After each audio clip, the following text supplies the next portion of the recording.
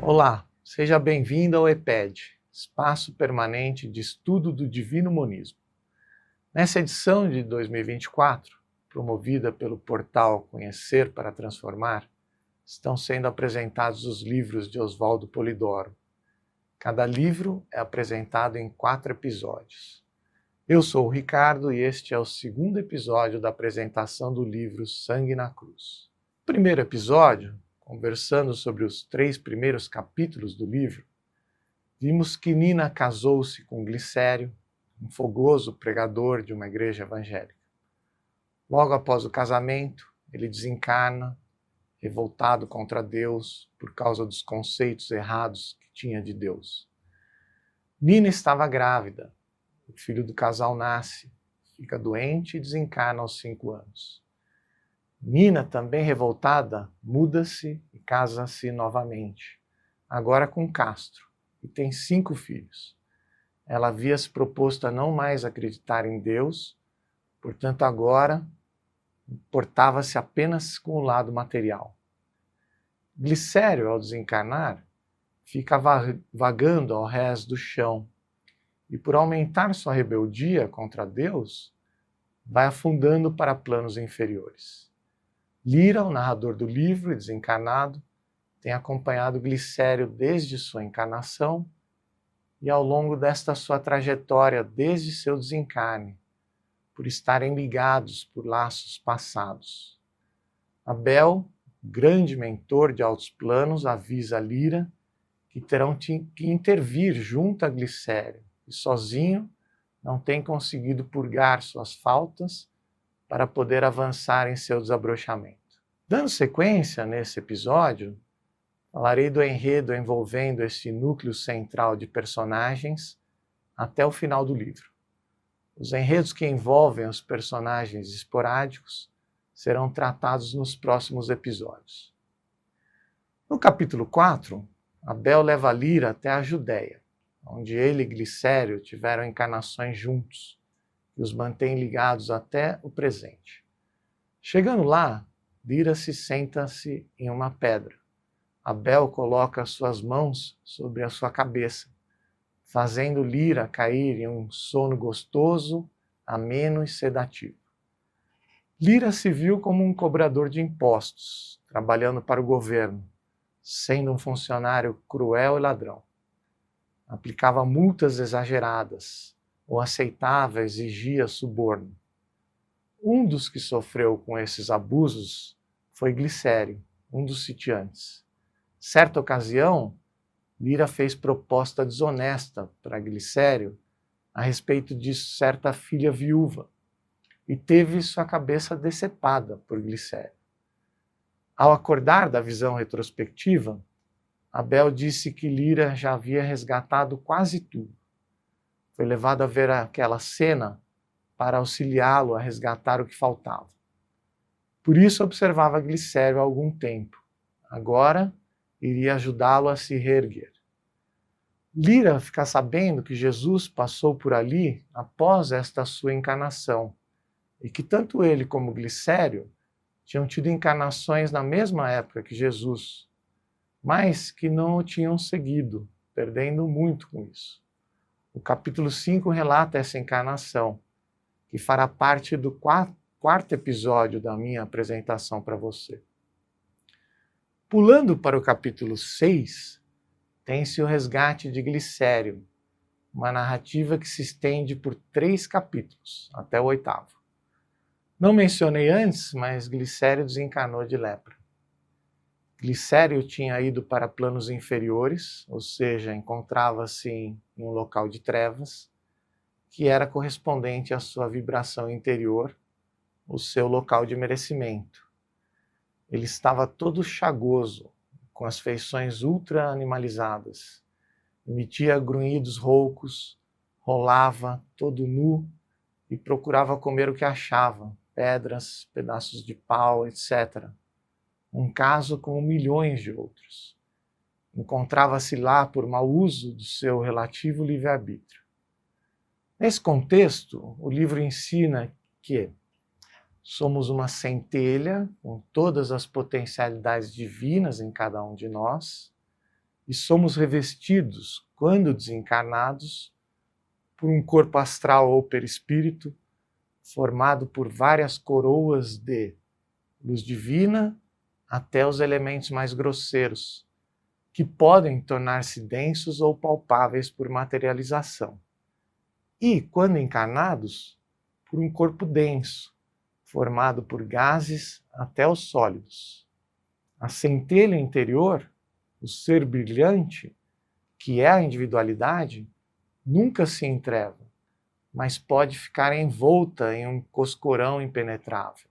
Nas zonas astrais inferiores, quando temos apenas o corpo astral, as lesões estão expostas e as monstruosidades à mostra. Há casos de seres que perdem a forma humana ou perdem partes do corpo e os ossos ficam à mostra. Já quando estamos encarnados, com o corpo denso, muitas lesões são encobertas, o que faz com que a reencarnação seja sempre uma bênção. Ficou combinado que, ora Lira, ora Sabino, um novo personagem que também trabalhava nesses serviços de socorro, no mesmo grupo formado por Lira, fariam Glicério ver uma luzinha ao longe.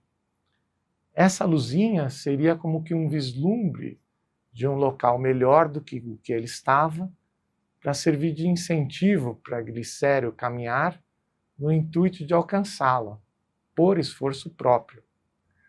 Passado alguns meses, Glicério chegou, ora andando, ora arrastando-se, a uma fronteira de um lugar melhor. Como ele já estava pensando melhor em Deus, chegou o momento de falarem com ele. Primeiro, oraram por ele, mandando fluidos, que, apesar de não o sarar das chagas, fortaleceu-o bastante. Nesse momento, Abel teve que os deixar, e sem o suporte vibratório de Abel, Lira e Sabino, não tão evoluídos, passaram a sentir a angústia do local onde se encontravam. Assim, tiveram que fazer oposição mental para vencer o meio ambiente. Foram conversar com Glicério, que ainda se sentia injustiçado e continuava, de certo modo, incrédulo e raivoso. Os diálogos ensinam bastante doutrina. Alguns dos pontos conversados foram: Deus, lei e justiça. Eis a tríade que, formando um todo, a tudo origina, determina e disciplina. A chamada criação, que é antes emanação, pois tudo é de sempre no próprio Deus ou essência primária, nada mais representa que não seja o dever de harmonizar com a ordem básica. A lei é, portanto, a medida salvadora, a trilha a ser observada. O Cristo não deu total exemplo? Não disse vezes sem conta que tudo fazia consoante a vontade do Pai? Veja, portanto, que há sempre uma lei a ser observada, a fim de que haja, consequentemente, ordem, progresso e glória. Eles explicam para Glicério que uma coisa é procurar aprender as verdades fundamentais e outra coisa é repetir erros em nome de Deus, e que ele tinha sido apenas um dogmático, um idólatra da letra. Avisaram-no que, se continuasse negando e blasfemando, poderia descer para planos ainda mais inferiores do que o atual. Ele insiste que tinha sido um bom filho, um pregador. Explicam sobre a generalização da revelação promovida por Jesus, sobre a corrupção romana, sobre ter dívidas de outras vidas, e etc. Abel retorna. Glicério, vendo o brilhante, o chama de anjo de Deus, ao que Abel responde ser um irmão, apenas um pouco mais envolvido em seus valores íntimos. Por fim, Glicério concorda. Quem estuda a Escritura sente a falta do Consolador prometido pelo Cristo. Veio para derramar do Espírito sobre toda a carne, mas a carne toda nunca viu o Espírito. Ou Jesus falhou, ou alguém de fato cometeu grave erro. Chega o momento de convidarem Glicério para ser recolhido para um local e ambiente melhores, a fim de iniciar trabalhos recuperadores. Ele pergunta se terá que começar tudo de novo. Para ele, pelo entendimento errado que tinha, segundo o credo que esposara na carne, era o tudo ou nada. Ou se era salvo, ou se era condenado para a eternidade. Explicam que não, que ele deve prosseguir a partir da evolução já feita. Se errou, também acertou. Os diálogos ensinam: não haverá jamais libertação pela graça ou de favor, mas sim por evolução gradativa. Consequentemente, nunca existirá o salto para a condição perfeita como medida de salvação, mas sim a sublimação por etapas, a evolução lenta. Jesus não ensinou que cada qual tem o reino do céu dentro de si mesmo?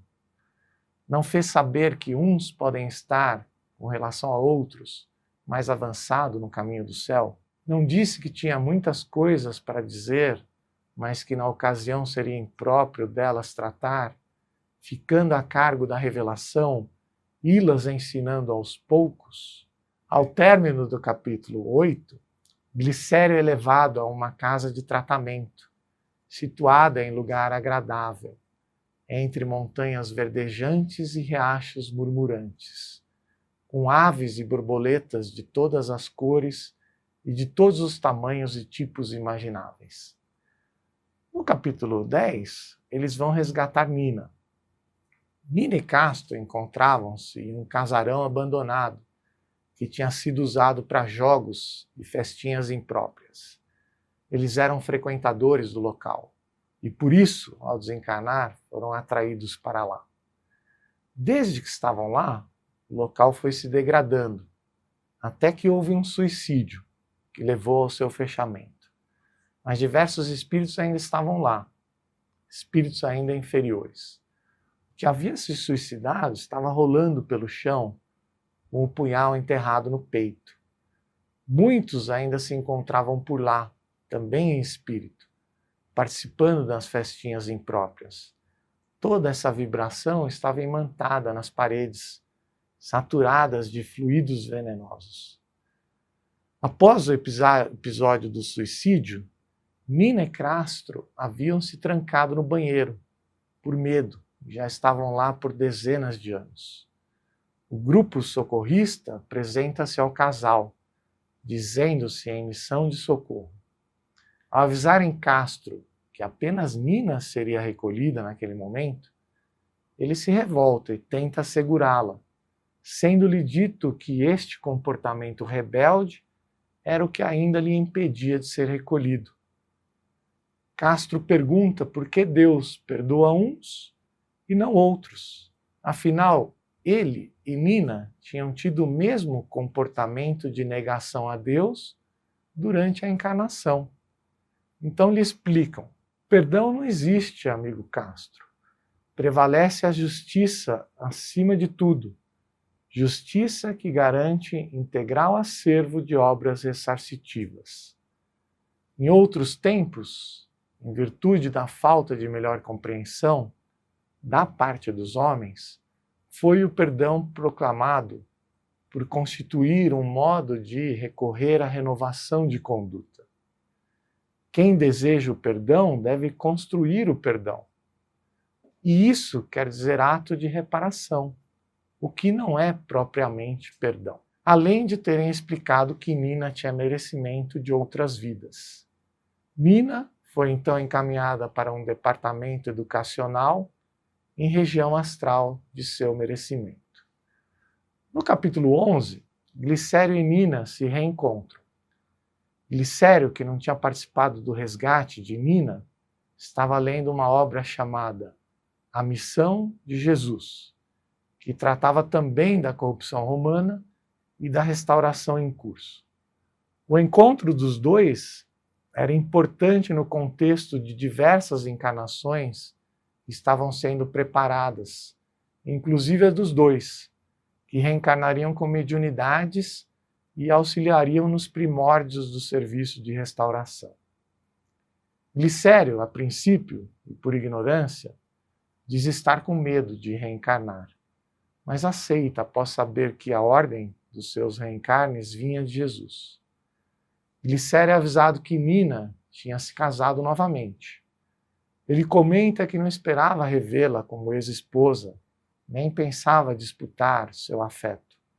Ele lhe queria pedir desculpas, caso ela julgasse que ele tinha sido responsável por algum fracasso dela, além de lhe fazer elogios enquanto esposa e mãe. Ao reencontrarem-se, Nina é quem fica encabulada. Portanto, eles esclareceram que eles tinham deveres em comum, por haverem contraído débitos em passado não muito remoto.